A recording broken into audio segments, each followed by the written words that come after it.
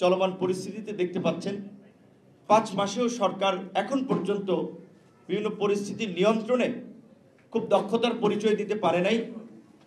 অনেক ধরনের আন্দোলন হচ্ছে, এইগুলো যদি নিয়ন্ত্রণ করতে না পারে এখান থেকে আরও অস্থিরতা তৈরি হবে, সেক্ষেত্রে দেশে নতুন সংকট তৈরি হবে। এবং আমার একটা কথা আপনি এখানে বলতে পারেন যে ভাই আপনি পজিশন চেঞ্জ করতেছেন, আমার কথা পরিষ্কার।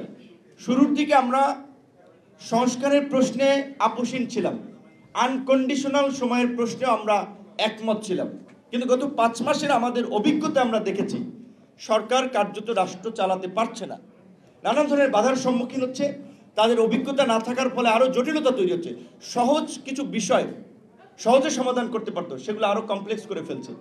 তো এই পরিস্থিতিতে আমাদের এটা উপলব্ধি হয়েছে, একটা নির্বাচিত সরকার ছাড়া, রাজনৈতিক সরকার ছাড়া রাষ্ট্রের এই পরিস্থিতিতে দেশকে পরিচালনা করা সম্ভব নয়।